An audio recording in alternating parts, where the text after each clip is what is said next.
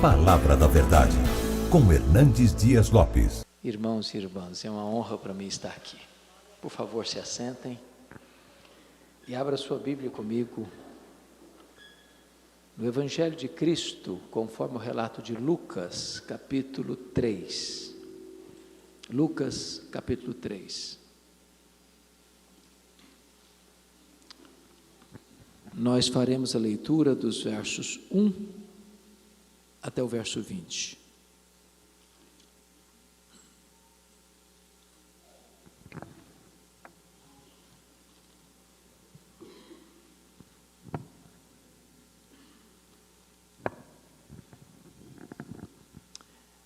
Acompanhe a leitura e, depois de lido o texto, mantenha sua Bíblia aberta, por favor, nesta passagem.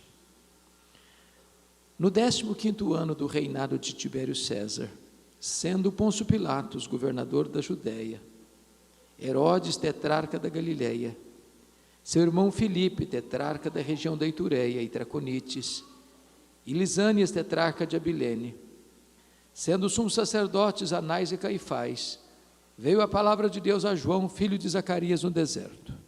Ele percorreu toda a circunvizinhança do Jordão, pregando o batismo de arrependimento para a remissão de pecados, conforme está escrito no livro das palavras do profeta Isaías. Voz do que clama no deserto, preparai o caminho do Senhor, endireitai as suas veredas. Todo vale será aterrado e nivelado todos os montes e outeiros. Os caminhos tortuosos serão retificados e os escabrosos aplanados, e toda a carne verá a salvação de Deus. Dizia ele, pois, às multidões que saíam para serem batizadas: raça de víboras, quem vos induziu a fugir da ira vindoura?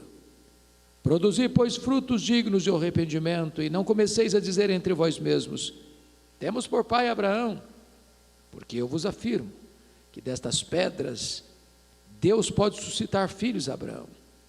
E também já está posto o machado à raiz das árvores. Toda árvore, pois, que não produz bom fruto é cortada e lançada ao fogo. Então as multidões interrogavam, dizendo: que havemos, pois, de fazer? Respondeu-lhes: quem tiver 2 túnicas, reparta com quem não tem, e quem tiver comida, faça o mesmo. Foram também publicanos para serem batizados e perguntaram-lhe: mestre, que havemos de fazer? Respondeu-lhes: não cobreis mais do que o estipulado. Também soldados lhe perguntaram: e nós, que faremos? E ele lhes disse: a ninguém maltrateis, não deis denúncia falsa, e contentai-vos com vosso soldo. Estando o povo na expectativa e discorrendo todos no seu íntimo a respeito de João, se não seria ele porventura o próprio Cristo, disse João a todos: eu na verdade vos batizo com água, mas vem o que é mais poderoso do que eu, do qual não sou digno de desatar-lhe as correias das sandálias. Ele vos batizará com o Espírito Santo e com fogo.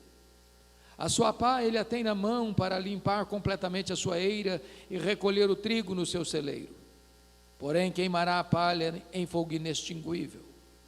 Assim, pois, com muitas outras exortações, anunciava o evangelho ao povo. Mas Herodes, o tetrarca, sendo repreendido por ele, por causa de Herodias, mulher de seu irmão, e por todas as maldades que o mesmo Herodes havia feito, acrescentou ainda sobre todas a de lançar João no cárcere. Eu gostaria de falar um pouco com vocês hoje sobre o poder transformador da palavra de Deus. João Batista foi considerado pelo Senhor Jesus como o maior homem dentre os nascidos de mulher. E Jesus não tem uma opinião, ele tem o diagnóstico. João Batista é a dobradiça entre o Antigo e o Novo Testamento. Ele fecha o Antigo e abre o Novo. O propósito de Lucas, no texto lido, que era médico e historiador, é nos apresentar João Batista, o precursor do Messias. E a estratégia que Lucas usa para nos apresentar João Batista é mostrar o contexto em que ele veio ao mundo como precursor, que ele começou o seu ministério. E Lucas parte do geral para o particular. Ele parte do Império Romano para a província de Israel. Então veja comigo como é que ele começa a introduzir o assunto no verso 1. No 15º ano do reinado de Tibério César. Então vamos entender isso aqui. Porque o Velho Testamento encerra seu registro 400 anos antes de Cristo. Naquela época quem dominava o mundo era o Império Medo-Persa, que mais tarde caiu nas mãos do Império Greco-Macedônio, que com a morte de Alexandre o Grande, o seu reino é dividido nas mãos de 4 generais. Israel ficou nesse período, ora sob o governo dos sírios, ora sob o governo dos egípcios, os Seleucidas e os Ptolomeus. Mas no ano 63 a.C., Pompeu conquista esse território e passa a ser domínio de Roma esse território. Pois bem, nós sabemos que houve alguns imperadores, por exemplo, começando com Júlio César, que na verdade nem era propriamente um imperador, e que quando Jesus nasceu, quem governava o mundo era César Augusto. Agora César Augusto morre no ano 14, e então começa a reinar Tibério César, que era filho adotivo de César Augusto, e reina até o ano 37. Somos informados que no 15º ano do reinado de Tibério César, se ele começou a reinar no ano 14 depois de Cristo, o 15º ano dele é o ano 29. E foi no ano 29 que João Batista dá início ao seu ministério.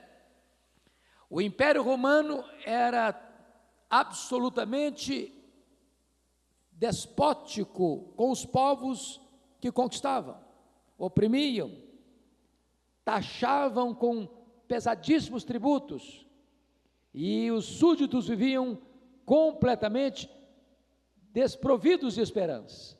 Então o cenário internacional era um cenário de crise. Agora notem vocês, quando ele diz, sendo Pôncio Pilatos governador da Judeia, Herodes tetrarca da Galileia, seu irmão Filipe tetrarca da região de Itureia e Traconites, e Lisânias tetrarca de Abilene. Vamos pegar essa ideia de tetrarca. O que é tetrarca? Tetrarca é alguém que governa sobre uma quarta parte. Então, me permita fazer uma digressão histórica para vocês entenderem o contexto. Quando Pompeu dominou esse território de Israel, ele nomeou um homem chamado Antípater como grande líder, rei dessa região. Quando ele morre, o filho dele, que nós conhecemos como Herodes, e é importante dizer Herodes o Grande, porque o Novo Testamento fala de 4 Herodes: Herodes o Grande, Herodes Antipas, tetrarca da Galileia, Herodes Agripa I, mandou matar o apóstolo Tiago, lá em Atos 12, e Herodes Agripa II, aquele que disse para Paulo, por pouco me persuades a me fazer um cristão. Esse Herodes o Grande foi o grande rei em Israel, para fazer as grandes obras em Israel. Por exemplo, foi ele que ampliou e embelezou o templo de Jerusalém, que era maior e mais belo que o templo de Salomão. Foi ele quem construiu o porto de Cesareia, abrindo as fronteiras para as obras missionárias e o comércio internacional. Foi ele quem construiu a fortaleza de Massada, para onde fugiram 3.000 judeus quando Roma tomou Jerusalém no ano 70. Foi ele quem construiu a fortaleza da Antônia. Esse homem, entretanto, ele não só era um grande empreendedor, mas ele era também um homem extremamente violento, amante do poder. Para vocês terem uma ideia, ele casou 9 vezes. 9 vezes. Quando ele se casa com aquela que ele chamava de esposa predileta, Mariana, que era da nobreza, ele manda matar todos os parentes dela da nobreza, porque tinha medo que eles pudessem tomar-lhe o poder. A sua sogra pediu que ele nomeasse Aristóbulo como sumo sacerdote. César Augusto o chama em Roma para lhe dar uma descompostura, com medo de que a sua mulher, cuja família estava sendo assassinada por ele, conspirasse contra ele, sendo a preferida, ele mandou matá-la. Quando ele vai para Roma, retorna de lá e manda 2 filhos para estudar em Roma. A sua irmã Salomé disse o seguinte: quando esses meninos voltarem, eles vão estar mais preparados que você para o governo. E ele não titubeia, ele manda matar os próprios 2 filhos. É por isso que você começa a entender uma coisa.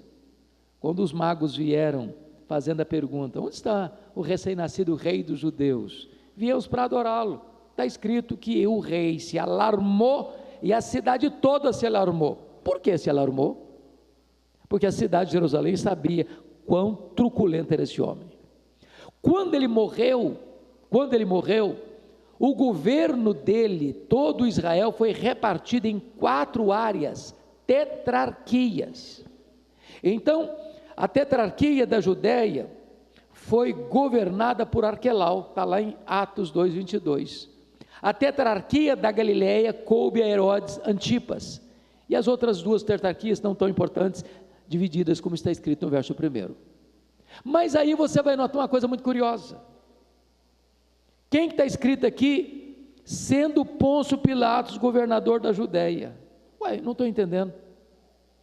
Como é que tem um cidadão aqui chamado Pôncio Pilatos, que não é filho de Herodes, não faz parte da família herodiana? Vamos entender isso aqui, porque o contexto é muito importante para entender a mensagem. Mateus 2:22, diz que quando José, lá no Egito, recebe a orientação angelical de que Herodes, que queria matar o menino Jesus, estava morto, porque os poderosos deste mundo morrem, José volta com Maria e Jesus. Quando ele chega na Judéia, ou seja, nessa região de Belém, Jerusalém, quem está governando? Arquelau. Arquelau era pior que o pai. E diz a Bíblia que o anjo disse: não fica aqui não, vá lá para Nazaré. Agora notem comigo uma coisa: os próprios judeus, quando Arquelau começa a governar na Judéia, disseram para o César o seguinte: olha, tira esse homem daqui, ele é muito mau, põe aqui um governador romano, e Roma aproveita o ensejo para tirar parte no coração de Israel, a família herodiana, e coloca lá um representante romano, um governador romano. Pilatos não foi o primeiro, mas aqui, quando João Batista começa a pregar, quem está governando Jerusalém e a Judéia é Pôncio Pilatos. Lá na Galileia, quem está governando é Herodes Antipas, e os seus irmãos governando as outras 2 tetrarquias, Filipe e Lisânias. O ponto que eu quero destacar é que quando Deus levanta João Batista, o cenário internacional era de crise, o cenário da província era de crise maior, o cenário político era o pior possível, de homens maus e truculentos governando. Talvez você argumente assim: pastor, mas quem sabe o cenário religioso possa nos oferecer uma esperança. Confira comigo o verso 2: sendo sumos sacerdotes Anás e Caifás. O que você achou de estranho aqui? Não tinham 2 sumos sacerdotes, só tinha um sumo sacerdote. O fato de terem 2 sumos sacerdotes já era uma corrupção da religião. Para vocês terem uma ideia, do ano 37 a.C. ao ano 26 depois de Cristo, 28 homens ocuparam esse cargo de sumo sacerdote, que era comprado a peso de ouro. Em outras palavras, se o mundo político estava corrompido, o mundo religioso estava ainda mais corrompido. É uma cena desastrosa, desesperadora. Mas eu quero dizer para você que quando os homens olham e parece que não tem esperança, o cenário é cinzento, a crise é medonha, o cenário internacional é preocupante, o cenário nacional é pior ainda, e você olha e diz: meu Deus, para onde nós vamos? Deus é poderoso para virar a mesa da história, criar um fato novo e trazer um grande reavivamento a despeito das circunstâncias internacionais e nacionais. Porque o que está escrito aí? Versículo 2: veio a palavra de Deus a João, filho de Zacarias, no deserto. Isso é magnífico. Porque a palavra de Deus, meus irmãos, tinha 400 anos que não se ouvia. Tinha templo, tinha música, tinha festa, tinha sacrifícios, mas não tinha a palavra de Deus. Quando a palavra de Deus veio, ela não veio no palácio de Tibério César, ela não veio no palácio de Pôncio Pilatos, ela não veio no palácio de Herodes Antipas, ela não veio no templo, na administração de Anás e Caifás. A palavra de Deus veio a João, um homem estranho, vivendo num lugar estranho, vestindo roupa estranha, se alimentando de comida estranha. A palavra de Deus veio a João no deserto. Deus nem sempre trabalha pelas vias oficiais. Deus conspira contra esse status quo, e Deus muda o cenário, e Deus vira a mesa da história. Agora notem comigo, o ministério deste homem, o ministério de João Batista, está no versículo 3, ele percorreu toda a circunvizinhança do Jordão. Eu acho isso maravilhoso, porque João Batista, a semelhança dos profetas, a semelhança do Senhor Jesus, e a semelhança dos apóstolos, não foi um pregador entre quatro paredes. Ele foi lá fora onde as pessoas estavam, ele percorreu toda a circunvizinhança do Jordão. E sabe, irmãos, parece-nos que nós precisamos aprender ou reaprender esse fato, porque a igreja de Deus sempre foi uma igreja centrífuga, para fora, e nós estamos fazendo cada vez mais a igreja centrípeta, para dentro. Em vez de nós irmos lá fora onde as pessoas estão, nós queremos que as pessoas de lá fora venham onde nós estamos. Mas João Batista foi lá, ele foi percorrendo. Agora, ele foi fazendo o quê? Confira comigo, qual é a mensagem dele? Pregando o batismo de arrependimento para a remissão de pecados.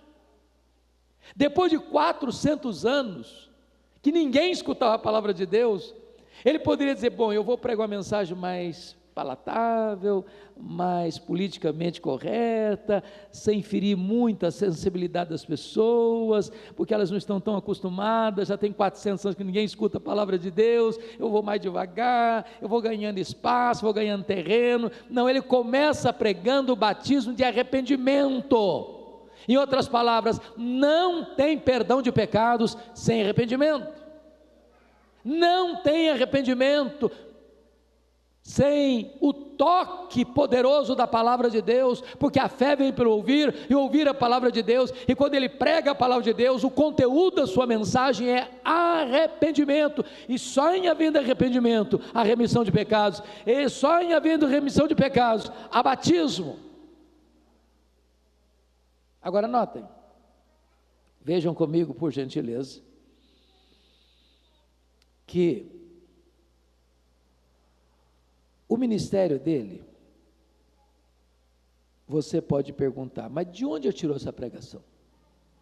Foi da cabeça dele? Foi ele que inventou? Ele é a origem dessa mensagem? Não, está escrito o seguinte aí, ele percorreu toda a circunvizinhança do Jordão, pregando o batismo de arrependimento para a remissão de pecados, conforme está escrito no livro das palavras do profeta Isaías. Irmãos, depois de 400 anos, que ninguém escutou a palavra de Deus, esse pregador se levanta para pregar, e ele não prega da cabeça dele, ele volta para as Escrituras. O pregador não cria mensagem, o pregador transmite a mensagem. Ele não é a fonte da mensagem, ele é servo da mensagem. Nós não produzimos a mensagem, nós recebemos a mensagem, é a palavra, é da palavra que procede essa mensagem. Ele reporta-se a Isaías, e quando ele vai mencionar Isaías, meus irmãos, eu chamo a atenção para a transformação gerada por essa pregação. Olha comigo, por favor, o que está escrito aí no versículo 4, voz do que clama no deserto, preparai o caminho do Senhor, endireitai as suas veredas. E aqui ele usa uma linguagem da engenharia de trânsito, nós temos que entender isso aqui. Naquele tempo, os grandes impérios, seja o egípcio, seja o assírio, seja o babilônico, seja o medo-persa, seja o greco-macedônio, seja o império romano, quando um rei ou um soberano ia visitar uma província longínqua, não havendo as estradas necessárias para o acesso do soberano, ele mandava os seus engenheiros de trânsito para preparar o caminho, para que ele pudesse se apresentar. Pois o João Batista é o engenheiro de trânsito do reino dos céus. O Senhor o envia para preparar o caminho do Senhor. Mas João Batista não está falando aqui certamente de estrada, nem de topografia, ele não está aqui com um trator na mão, ele está com a palavra de Deus nos lábios, e a estrada somos nós. E o que vai acontecer? Uma revolução total. Primeiro, todo o vale será aterrado. O que é um vale? É uma depressão, é um buraco, é uma cratera. O que é um vale? É aquilo que separa dois montes. Então, tudo aquilo que está lá nas profundezas, nas cavernas da nossa alma, tudo aquilo que separa você de Deus e do seu próximo, isso precisa ser aterrado. Todo monte outeiro será nivelado. O que é um monte? Monte na Bíblia fala de incredulidade, monte na Bíblia fala de soberba. O trator de Deus precisa passar em cima desse monte e botar tudo embaixo, porque onde tem orgulho, Deus não opera, onde tem vaidade, Deus não age, onde tem soberba, aí Deus declara guerra contra. Mas mais, os caminhos tortos serão o quê? Endireitados. O que é caminho torto? Vida dupla. É hipocrisia, é dubiedade. Essa é uma coisa na igreja e outra no trabalho.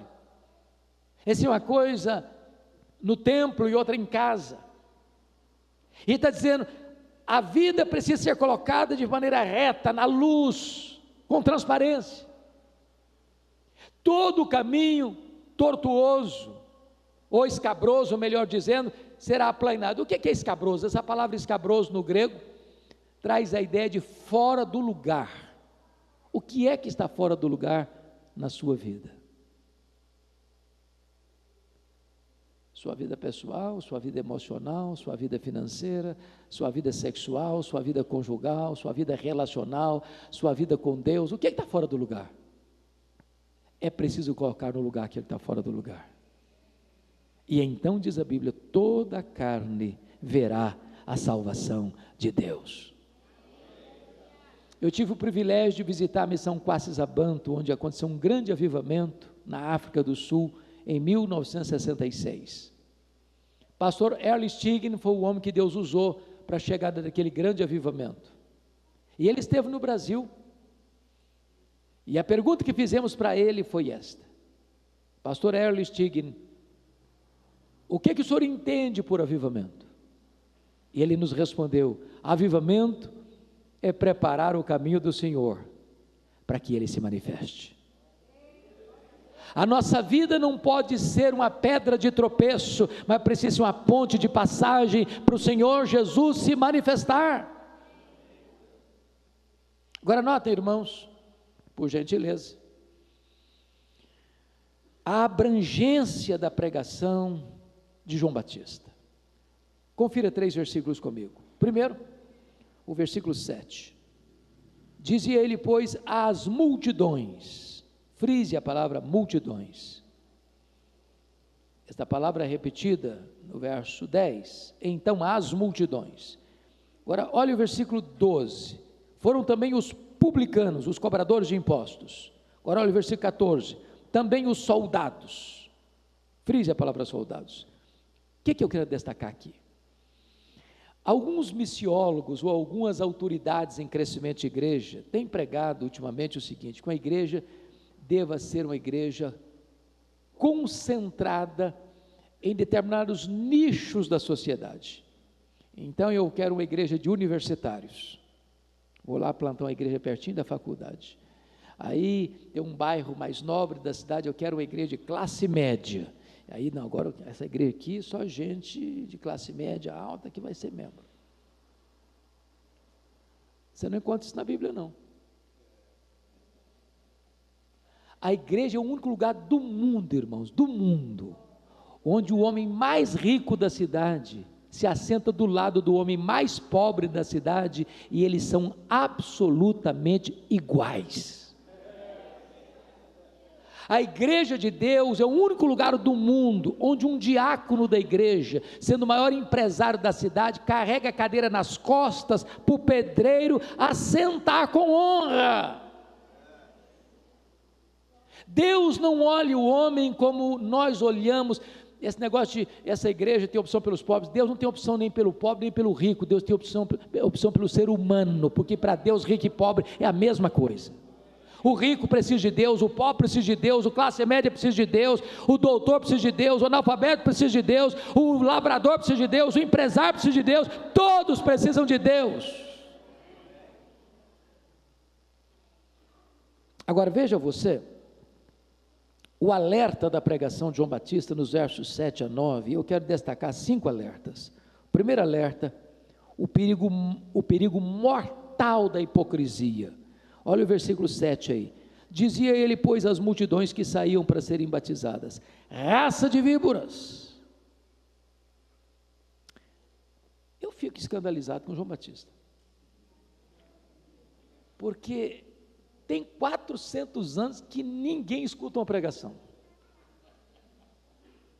e a primeira vez que o cara abre a boca, 400 anos, ele chama o auditório dele de raça de víboras. Se o Asaf fosse fazer isso em Tietê, eu não sei se no domingo seguinte ou na semana seguinte a igreja estaria cheia. Por que ele está fazendo isso? É Mateus capítulo 3 que vai nos explicar isso. Lá em Mateus capítulo 3, que é paralelo deste, diz que João Batista olha, no meio da multidão estão os fariseus e os saduceus, no meio da multidão. Vamos entender um pouquinho, queridos? Me permita uma digressão. Quando você lê na Bíblia fariseus e saduceus, você tem logo uma resistência, não é verdade? É gente hipócrita, é gente amante do dinheiro. Mas quando esses dois grupos se levantaram, eles não tinham nada disso não. Você se lembra que quando o império medo-persa dominou Israel, uma das características desse império era a helenização do mundo, era impor a cultura grega no mundo. Os fariseus na época e os saduceus se levantaram como um grupo de resistência à secularização da igreja, à helenização da igreja, como um grupo de ortodoxia e de reavivamento. Mas com o tempo, a forma foi tomando lugar da essência, e de repente, eles mantiveram a ortodoxia externa, mas a vida interior já não tinha nada mais a ver com isso. Esses eram os fariseus hipócritas. E os saduceus? Os saduceus foram influenciados pela helenização do mundo, não acreditavam mais em toda a Bíblia, só aceitavam o Pentateuco. Eram os teólogos liberais de hoje, eles não acreditavam, por exemplo, em ressurreição, eles não acreditavam em anjos. E o que eles fizeram quando o Império Romano veio e dominou o mundo? Eles entraram como colaboracionistas. O que eles receberam em troca? O direito de explorar financeiramente o templo, que era uma mina de ouro. Como assim? Vocês se lembram que nas festas, é só ler Atos 2, a quantidade de nações representadas em Jerusalém na festa do Pentecostes. Toda essa gente vinha dos mais diversos lugares do mundo para adorar em Jerusalém, com um detalhe: ninguém podia comprar nada no templo para o sacrifício com moeda estrangeira, tinha que fazer o câmbio, e o câmbio era feito na praça do templo. E os saduceus que dominavam esse mercado cobravam taxas abusivas para se enriquecerem. E mais, Ninguém podia trazer de casa os animais para o sacrifício, nem ovelha, nem pombas, nada disso. Lá no pátio do templo tinha uma espécie de curral para as ovelhas, tinha gaiolas cheias de pombas, e eles vendiam esses animais para os sacrifícios por preços exorbitantes. Por isso que Jesus ficou irado, pegou o chicote, saiu chicoteando, virando as mesas dos cambistas, dos que trocavam as moedas, soltando as gaiolas de pombas, expulsando os animais, dizendo: vocês transformaram a casa do meu pai, casa de oração, em covil de salteadores. O que é um covil? É o lugar que o ladrão rouba e foge para lá para se esconder. Aí João Batista está vendo esse time chegando, junto com a multidão. E ele dirige-se assim: raça de víboras.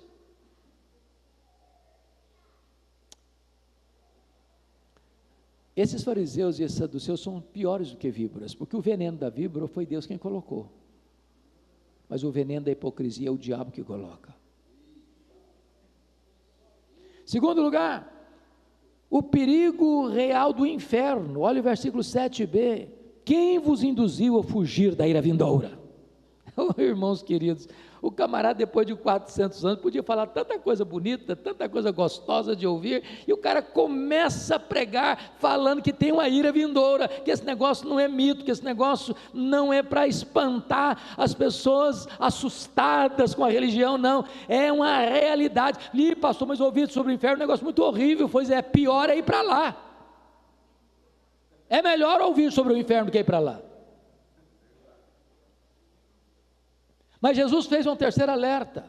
João Batista, olha aí, o perigo do falso arrependimento, versículo 8a: produzir, pois, frutos dignos de arrependimento. O que significa isso? Não é arrependimento e novamente arrependimento, e novamente arrependimento, e novamente arrependimento, é arrependimento e frutos dignos de arrependimento. Quarto, o perigo da falsa confiança religiosa. Olha a parte B do versículo 8: e não comeceis a dizer entre vós mesmos: temos por pai Abraão, porque eu vos afirmo que destas pedras Deus pode suscitar filhos de Abraão. O que significa isso aqui? Aqueles judeus que estavam indo ouvir João Batista estavam fazendo a seguinte ideia: nós estamos tranquilos, estamos seguros. Sabe por quê? Porque Abraão é o nosso ancestral. Então nós temos o sangue de Abraão correndo na nossa veia. Pasmem vocês, até hoje tem crente que pensa isso em muitas igrejas. Se o camarada nasceu em Israel, ele está salvo. Se na carteira de identidade dele está lá israelita, está garantido. É muito importante entender que os verdadeiros filhos de Abraão não são aqueles que têm o sangue de Abraão correndo em suas veias, mas os que têm a fé de Abraão habitando em seu coração. Você que crê no Senhor Jesus é o verdadeiro filho de Abraão. Mas finalmente, o perigo de uma vida infrutífera. Olha o verso 9: e também já está posto o machado à raiz das árvores, toda árvore, pois, que não produz bom fruto, é cortada e lançada no fogo. O machado não está no galho, está na raiz. Se você corta a raiz, a árvore morre. Pois bem, diante desta pregação, qual foi a resposta? Porque a pregação da palavra de Deus sempre exige uma resposta. É por isso que eu chamo esse texto de um avivamento. Sabe por quê? Em tempos de avivamento, pastor Joel, via de regra, o apelo não parte do pregador para o auditório, o apelo parte do auditório para o pregador. Foi assim no Pentecostes. Estão ouvindo Pedro pregar, e eles compungidos perguntaram: que faremos à vista dessas coisas? Agora a multidão que está ouvindo João Batista está querendo saber o que vão fazer diante dessa pregação de arrependimento para remissão de pecados. Olha a resposta de João Batista, versículo 10 e 11: então as multidões o interrogavam dizendo: que havíamos pois de fazer? Respondeu-lhes: quem tiver 2 túnicas, reparta com quem não tem, e quem tiver comida, faça o mesmo. Vamos entender isso aqui? Irmãos, nós somos muito privilegiados, sabia? Nós vivemos hoje muito mais confortável do que as pessoas mais ricas daquela época. Naquela época, roupa era uma coisa dificílima. Uma pessoa comprava uma túnica e usava até acabar. Quem tinha 2 túnicas era só fulano. Aí João Batista diz: quem tiver 2 túnicas, dê uma para quem não tem. Quem tiver comida, faça o mesmo. O que ele está querendo ensinar com a gente? Como é que você sabe que uma pessoa é convertida? Qual a evidência que você tem que uma pessoa se arrependeu de fato? É se ela é generosa. Generosa. Permita-me dizer isso, não combina crente, mão de vaca, avarento. Não combina. Se o seu bolso não foi convertido ainda, provavelmente seu coração ainda não foi também. Agora vamos entender uma coisa: generosidade não é o arrependimento. Ninguém vai para o céu porque é generoso. Ninguém vai para o céu porque dá roupa para quem não tem roupa, porque dá comida para quem não tem comida. Ajudar os pobres não é a causa da salvação, ajudar os pobres é o resultado da salvação. Você não vai para o céu porque é generoso, mas porque você é cidadão do céu, você é generoso. Agora vamos ver outra resposta. Confira aí comigo, versículo 12 e 13. Foram também publicanos para serem batizados e perguntaram-lhe: mestre, que havemos de fazer? Respondeu-lhes: não cobreis mais do que o estipulado. Vamos entender isso aqui. Quem eram os publicanos? Eram os cobradores de impostos. Então vamos entender que João Batista está falando aqui da Receita Federal. Só que Roma não tinha o controle que hoje a Receita Federal tem sobre nós. Então o que Roma fazia? Ela fazia uma concessão de direito para alguém explorar naquela região os impostos, os tributos, com o compromisso de repassar para os cofres de Roma um valor devido. Mas Roma não interferia se essa pessoa que tinha recebido a concessão cobrasse muito mais do que devia repassar para Roma, e nisso as pessoas se enriqueciam, explorando as pessoas, cobrando taxas abusivas. Então esse time está lá escutando João Batista, e aí a consciência sendo picada pela palavra de Deus, eles perguntam: e nós, cobrador de impostos, que vamos fazer? João Batista responde: não cobreis mais do que o estipulado. Se a generosidade é uma evidência de que alguém de fato se converteu, a honestidade é outra evidência. O que João Batista está ensinando é o seguinte: se você é crente mesmo, como é que você sabe? É se o cara é honesto nos negócios dele. Você não passa a perna nos outros, você não dá cheque sem fundo, você não assume um compromisso com a intenção de não cumpri-lo, ou quando ele usa a profissão dele, ou uma situação, para explorar o outro, para tirar proveito da miséria do outro, para se completar. Irmãos, eu não sei qual o entendimento que vocês têm, mas rodando esse Brasil afora, a sensação que eu tenho, que a igreja evangélica brasileira precisa tomar um choque ético, porque às vezes as pessoas vêm para a igreja, se tornam membros da igreja, mas a vida não muda, a conduta não muda, a vida financeira não muda, os compromissos não mudam. E eu não estou dizendo que ser honesto leva ninguém para o céu. O que eu estou dizendo é que se você se arrependeu de fato, uma evidência do arrependimento é que você vai ser honesto. Mas vamos ver a última reação, versículo 14, olha comigo. Também soldados lhe perguntaram: e nós que faremos? Ele lhes disse: a ninguém maltrateis, não deis denúncia falsa, contentai-vos com vosso soldo. Vamos entender bem isso aqui. Aí estão os soldados. Entenda que Israel é uma província sob o comando e domínio de Roma. Os soldados não são israelitas controlados pelos israelitas, os soldados são funcionários públicos do Império Romano num território dominado. Por que João Batista está dizendo isso? a ninguém maltrateis, não deis denúncia falsa, contentai-vos com o vosso salário. Qual o contexto? O contexto é esse. Os soldados, naquela época, estavam mancomunados com os coletores de impostos. E eles recebiam parte dessa grana e embolsavam. Como assim? O cobrador de imposto não era um oficial de justiça, ele era um leigo contratado para isso. Então, imagine que o coletor de impostos, o publicano, chegava no sítiozinho lá do senhor José.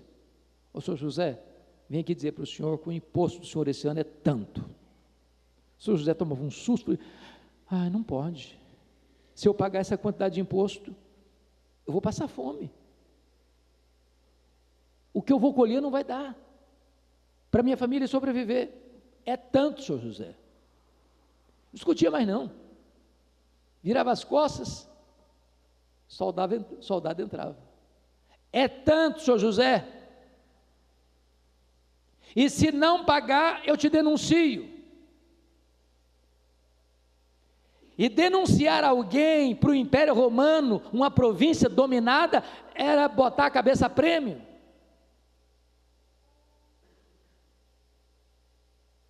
De outras palavras, o soldado, usando do poder da farda, exorbitava na sua função de autoridade. E ameaçava as pessoas oprimidas com denúncias falsas. E usavam todo esse artifício para engordar o seu salário. Eu sei que essas coisas não acontecem mais hoje. Porém, não custa alertar. O que João Batista está ensinando, irmãos? Você quer saber se um cara é crente? Não é só se ele fala glória a Deus e aleluia. É bom falar glória a Deus e aleluia, e temos que falar mesmo. Mas você quer saber se ele é crente? Veja como é que ele lida com o dinheiro. Veja como ele trata as pessoas. Veja como ele se relaciona com as pessoas. Veja como ele cumpre compromissos assumidos. Veja se ele é generoso, veja se ele é íntegro. Em outras palavras, arrependimento, irmãos, implica em transformação, em mudança genuína, verdadeira, profunda, radical. É ter uma nova mente, é ter um novo coração, é ter uma nova vida, é ter uma nova família, é ter uma nova esperança, é ter uma nova pátria, é ser nova criatura. Pois bem, deixa eu caminhar para encerrar. Vamos ver a postura desse pregador, versículos 15 e 16. Estando o povo na expectativa e discorrendo todos, preste atenção todos, no seu íntimo a respeito de João, se não seria ele porventura o próprio Cristo. Disse João a todos: eu na verdade batizo com água, mas um que é mais poderoso do que eu, do qual não sou digno de desatar-lhe as correias das sandálias, ele vos batizará com o Espírito Santo e com fogo. O que está escrito aqui? Vamos entender. Isso é impressionante, porque se você ler Mateus capítulo 3, se você ler Marcos 1, numa linguagem hiperbólica, toda Jerusalém atrás dele, toda Jerusalém, as cidades, as vilas, hoje a gente tem multidões, Lucas fala não de multidão, mas de multidões no deserto. E esse cara é corajoso, esse homem não teme ninguém, esse homem enfrenta a realidade, esse homem é destemido, e ele está pregando batismo e arrependimento para a remissão de pecados. De repente toda a multidão começa a pensar: olha gente, esse cara deve ser o próprio Messias. E essa cogitação da multidão se transforma numa pergunta, e essa pergunta beija os ouvidos de João Batista com aquela voz aveludada como o sibilo da serpente, perguntando: porventura tu não és o próprio Cristo? Olha a sedução aí, olha o perigo aí, olha a isca venenosa aí. Imagine se João Batista tivesse pensado assim: quer dizer, pensando bem, quem sabe eu não sou o próprio Cristo. Aliás, eu acho que eu sou um fenômeno. Tem 400 anos que nunca ninguém viu o que está acontecendo aqui. Aliás, se eu me declarar Messias, o povo já tem do meu lado. Mas ele foi categórico: eu não sou o Messias, eu vim preparar o caminho para o Messias. Eu não sou o verbo, eu sou apenas uma voz que clama no deserto. Eu não sou a luz, eu aponto para Jesus e digo: este é a verdadeira luz que vinda ao mundo e ilumina todo homem. Eu não sou o cordeiro, eu aponto para Jesus e digo: eis o cordeiro de Deus que tira o pecado do mundo.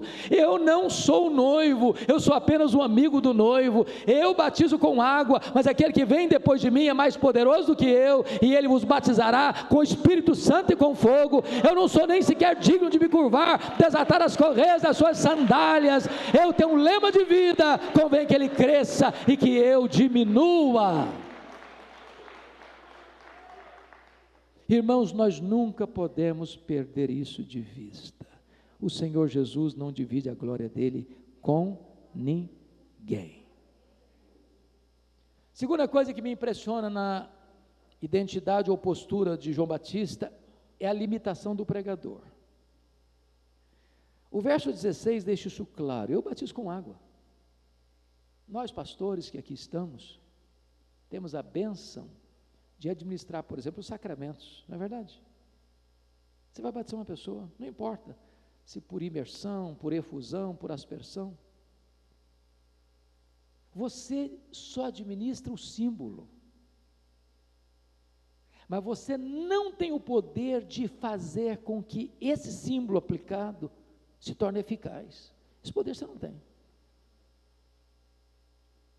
Você vai distribuir a ceia, ministrar a ceia, você pode pegar o pão e partir, você pode pegar o vinho e ministrar sobre o vinho, mas você não tem o poder de fazer com que aqueles elementos sejam eficazes no coração da pessoa.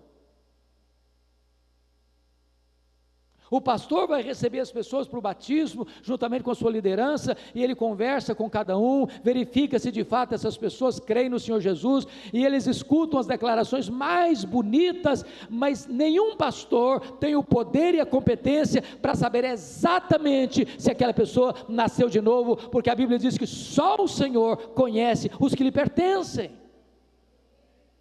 Então preciso lhe dizer que todo pregador é limitado, totalmente limitado. Ilimitado e todo-poderoso é o Cristo que nós anunciamos.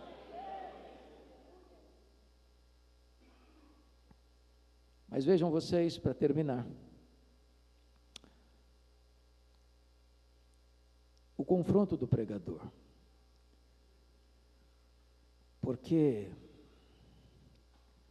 diz o texto no versículo 19 e 20, que Herodes, o tetrarca, sendo repreendido por João Batista por causa de Herodias, mulher de seu irmão, por todas as maldades que o mesmo Herodes havia feito, acrescentou ainda sobre todos a de lançar João no cárcere. Vamos entender isso aqui. Eu disse para vocês que o Herodes, o grande, o pai desse Herodes aí, casou-se 9 vezes. Ele teve filhos com várias mulheres. Então tinha naquela família um negócio muito complicado que se chama de meio-irmão, meia-irmã. Um pai só, mães diferentes. Então um dos seus irmãos, que morava em Roma, numa das idas deste Herodes Antipas, que está escrito aqui, que era tetrarca de Galileia, que era casado com a filha do rei Aretas, vai a Roma, se engraça com a mulher do seu irmão, com a sua cunhada, que também era sua sobrinha, e Herodias diz para Herodes o seguinte: olha, estou pronto a largar o seu irmão, morar com você, mas você vai ter que se divorciar da sua mulher, a filha do rei Aretas. Herodes topa, se divorcia da sua mulher, para se casar com a sua cunhada e sobrinha. Portanto, o pecado de Herodes Antipas é de adultério e de incesto. Quando João Batista vê a cena, ele diz para Herodes: não te é lícito possuir a mulher do teu irmão. E João Batista sabia que ele estava mexendo num ninho de cobra, num vespeiro. Eu fico a pensar, se nós pregadores fôssemos tocar o dedo na ferida das autoridades políticas do nosso país, talvez não viveríamos tão tranquilos.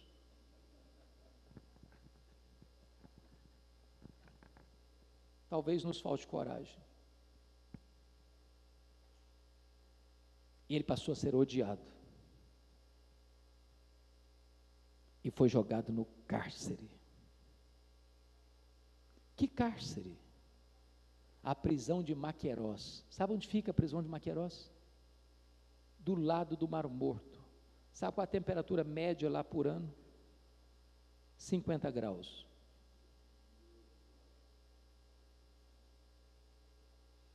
Eu estou falando do maior homem nascido de mulher, segundo Jesus. E não bastou só isso. Numa festa macabra, a pedido de uma mulher adúltera, pelas façanhas de uma menina inconsequente, e por ordem de um rei bêbado e louco, o precursor do Messias é degolado na prisão. E a sua cabeça é levado como o bolo da festa, a festa macabra de uma festa de excessos. E você diz: meu Deus, que fim trágico.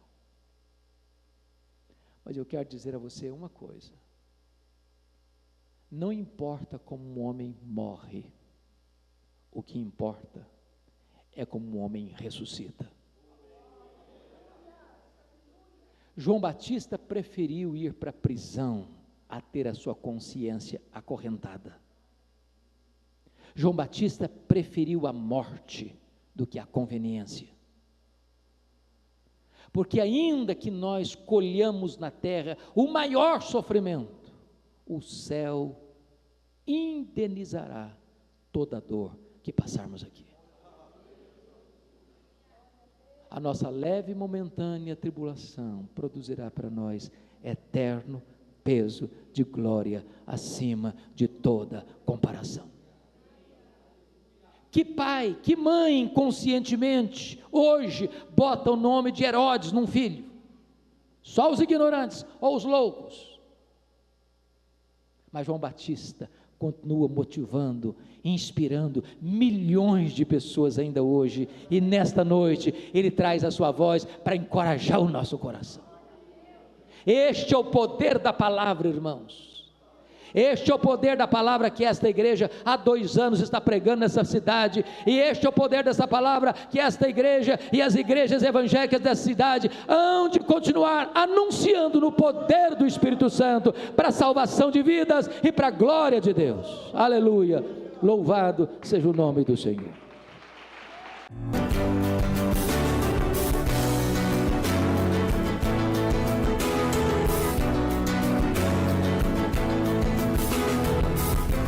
Palavra da Verdade, com Hernandes Dias Lopes.